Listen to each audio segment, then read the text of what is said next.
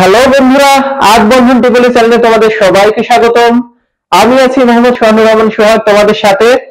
আমার আজকের ভিডিওটির বিষয় হচ্ছে ট্রান্সফরমার কিভাবে কাজ করে, অর্থাৎ ট্রান্সফরমার কি এবং কিভাবে কাজ করে। তো এই ভিডিওটি শুরু করার আগে যারা এখনো আমার চ্যানেলটিকে সাবস্ক্রাইব করেনি তারা অবশ্যই আমার চ্যানেলটিকে সাবস্ক্রাইব করবে আর পাশে থাকা বেল আইকনটিতে অবশ্যই ক্লিক করবে। আর যারা অলরেডি সাবস্ক্রাইব করেছে তাদেরকে অসংখ্য ধন্যবাদ। আমরা সচরাচর ট্রান্সফরমারকে ব্যবহার করে থাকি, যে বিদ্যুৎটি আমরা ব্যবহার করে থাকি এই ইলেকট্রিসিটির পাওয়ার স্টেপ আপ এবং স্টেপ ডাউন করার জন্য, অর্থাৎ ভোল্টেজকে আপ এবং ডাউন করার জন্য আমরা ট্রান্সফরমারটিকে ব্যবহার করে থাকি। তো এই যে স্টেপ আপ এবং স্টেপ ডাউনের জন্য আমাদের বিদ্যুৎ যেখানে উৎপাদন হয় সেখান থেকে আমাদের বাড়ি পর্যন্ত আসতে মাঝে বেশ কয়েকবার ট্রান্সফরমারের ব্যবহার হয়ে থাকে। যেমন আমরা এটিকে স্টেপ আপ করে জেনারেশন থেকে গ্রিডে পাঠাই, গ্রিড থেকে আবার স্টেপ ডাউন করে সাব স্টেশনে পাঠানো হয়, সাব স্টেশন থেকে আবার স্টেপ ডাউন করে আবার আমাদের বাসা পর্যন্ত পাঠানো হয়। সেখানে আবার বিভিন্ন পোলের মাধ্যমে 11 কেভি লাইনকে আবার স্টেপ ডাউন করে 220 বা 400 ভোল্টে ব্যবহার করা হয়।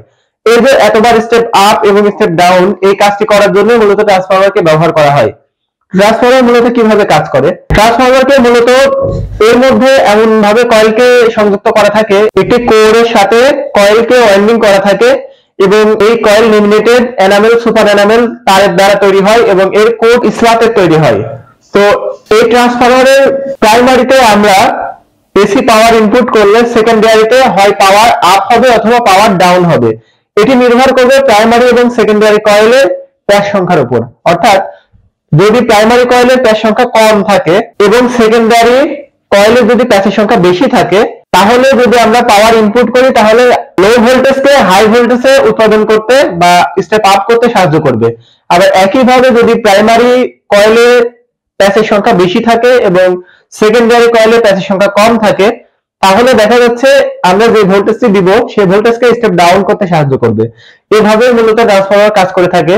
তো আমরা যদি এখন একটি উদাহরণস্বরূপ যদি আমি দুটো কয়েলকে পাশাপাশি রাখি এবং একটিতে যদি আমরা ডিসি ব্যাটারির ভোল্ট কানেকশন দিই, তাহলে পাশের যে কয়েলটি আছে ওর সাথে যদি আমরা একটি অ্যামিটার লাগাই, তাহলে একবার ওই অ্যামিটারে একবার সিগন্যাল দেখা যাবে। অর্থাৎ পাশের যে কয়েলটি আছে সেই কয়েলে একবার সিগন্যাল দেখা যাবে। এটি পুরোপুরি চৌম্বকীয় ভাবে হবে, অর্থাৎ এই ট্রান্সফরমার চৌম্বকীয় ভাবে পাওয়ার ট্রান্সফার করে। এই চৌম্বকীয় ভাবে পাওয়ারকে ট্রান্সফার করতে ইএমএফ এর উৎপন্ন করা লাগে, অর্থাৎ ইলেকট্রোমোটিভ ফোর্সের উৎপন্ন করা লাগে। এই ইএমএফ নীতির উপর ভিত্তি করে ট্রান্সফরমার কাজ করে।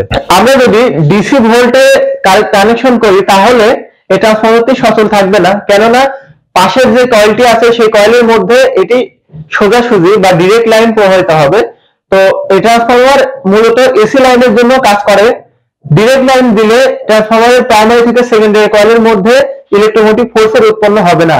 অর্থাৎ আমরা উদাহরণস্বরূপ এভাবে বলতে পারি, আমরা একটি কয়েলে যদি এসি ভোল্টেজ কারেন্ট দিই তাহলে অন্য কয়েলেও সেই এসি ভোল্টেজ কারেন্টে ট্রান্সফার হবে, কেননা আমাদের এসি ভোল্টেজ যে হার্জ অর্থাৎ যে ফ্রিকোয়েন্সি সেটা 50 হার্জ, অর্থাৎ এটি সেকেন্ডে 50 বার নেগেটিভ এবং 50 বার পজিটিভ হয়, যার কারণে এটা ইএমএফ ফোর্সকে উৎপন্ন করতে সাহায্য করে। তো মূলত ট্রান্সফরমার এইভাবেই কাজ করে থাকে। তো আজকে ট্রান্সফরমার নিয়ে এর থেকে বেশি আলোচনা করব না, এটুকুই ছিল আজকের আলোচনার বিষয়। এছাড়াও ট্রান্সফরমার নিয়ে আমার আরো ভিডিও বানানো আছে, আমার চ্যানেলে থাকবে, তোমরা অবশ্যই সেই ভিডিওটি দেখবে। এতক্ষণ আমার সাথে থাকার জন্য ধন্যবাদ সবাইকে।